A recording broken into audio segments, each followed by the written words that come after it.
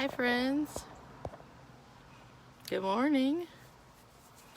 The sun is shining and the birds are chirping today. I entitled my video today, A Huge Life Lesson I Learned Although I Was a Young Child. And I want you guys to do me a favor. All these videos are in Facebook land, but I also have a YouTube channel, so I want you to go over to YouTube, type my first and last name. I'm pretty sure I'm the only one in the YouTube database with my first and last name, and you'll pop up and see my videos. Subscribe, hit the notifications button for me, so I know you're there, because I know it's easier to go back and watch things on YouTube than it is to search through people's walls to find these videos again. So we'll have the same title. It will be over in YouTube land, and coming up very soon, I'll be drawing weekly prizes for people that comment on my videos every week. I'll draw one lucky winner every week for somebody that commented on my YouTube video. So you can watch it here, and in a minute it will be over there, and in the future they'll be streaming at the same time. But right now, they're not, because right now I'm recording this live from a parking lot of the library, because I'm a mom and I get to do two things at once. I get to return library books and library DVDs, and I get to talk to you guys about a huge life lesson. So Ellie goes to classes on Wednesday, and we're talking on the way to class today, and this month is allegedly a National Adopt Your Pet Month. She heard it on the radio. She told me twice that she wants to get a pet, so I got to tell her a story about a time that I saved up for an animal, that I wanted to buy a dog, because we only had 2 dogs growing up. One was my dog that we inherited from my grandpa when he passed away, and another one was the one that I saved my money up and adopted. And I can't really remember, but I had to have been 10 and under, I think, when I saved up for this dog. So I saved up my money for a dog. I looked at the newspaper. We looked for a breeder, because that was the first dog we have. It's not like I have now where we rescue all of our animals. So I looked it up. I found this animal, this doggy to get, that was a puppy, and it was $50. Well, $50 back, 34 years ago was a lot of money for a little kid to save up. It's still a lot of money now.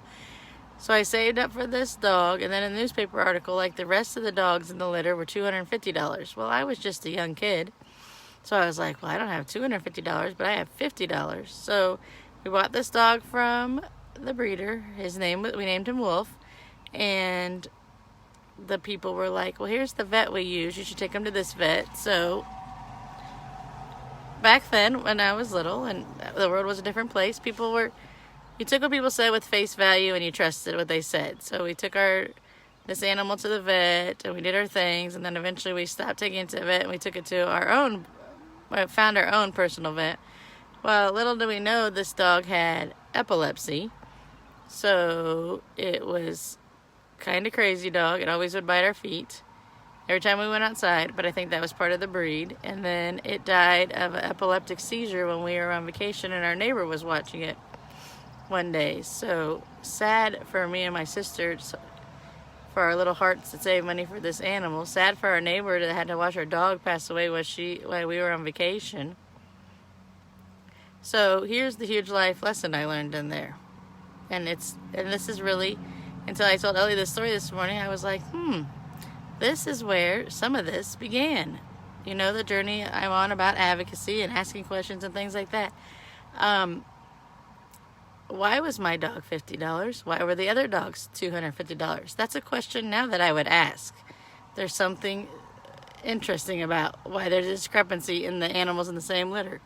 Why did these people ask us to take it to the same vet that we went to? Because the vet was well aware that this dog had a problem. But they were just not questions that I guess that my mom and dad did, because you trusted people. It was not a question that a 10 and under person did back then. Unless you were raised differently. Like we raised Ellie to question some things, ask questions. Sometimes you question things. There is a difference about both of them. But there was a reason why. Like the writing was a little bit on the wall. Like something had to have been wrong with my dog, even if it just was like the runt of the litter and you saw them differently. Going to somebody that was already familiar with that, usually that's a good thing, which it is. You've already have rapport and trust with them. So that's what we thought this breeder had rapport and trust with these people, not that you were hiding up that there was a sick dog that you were selling to a 10 and under child, which is not very nice either, because when I got done telling the story to Ellie, she was in tears. She was like, "Oh my gosh, Mommy, you saved for that puppy and that puppy died." And I was like, "I know. I can't even remember how many years we had it. We had it from puppyhood to maybe 3 at the most, age 3, that we had that dog." And I was like, that was a sad story, but the big lesson I got out of it was there was a beginning story where I learned to ask better questions. I learned to investigate. I learned to ask questions, find the answers. If I didn't like the answer, ask another question. So that was my big life lesson from what that was. The beginning of the journey that God put me on this mission to do these things that, like, there is a phrase, like, if it looks like a fish and acts like a fish, then it's got to be a fish. Like, that was a weird circumstance that somebody took advantage of a kid and took my $50 and exchanged it for a puppy that was sick. Like, that seems like the most broken-hearted thing that you could do to anybody, is knowingly give a sick dog to an animal, to a small kid. It also, you know, started on things of we adopt animals instead of shop for animals. My grandma always tells a story about, I don't ever get any animals, they come and find us. And it's the absolute truth. All of our animals have found us. All of her animals that she adopted as pets and they lived in the front yard all found her too. So it's just interesting that I challenge everybody to go back and look for some memories in your life about, hey, this happened to me, and this is the lesson I learned to it, and now I'm looking back and I actually see that. Because sometimes when we live in the forest, we can't see the trees. And even me, I remember lots of things and recall lots of things, but that instant of, here's my lesson I learned during this, didn't pop back in my head until Ellie asked me a question, and it triggered it and said, hey, this is why I do some of these things now, because I had this story in my life. So that was my little thing on how something when I was a really young kid gave me a big life lesson.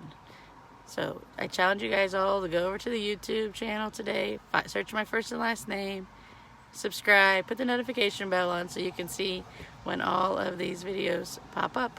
Love you, friend. Bye.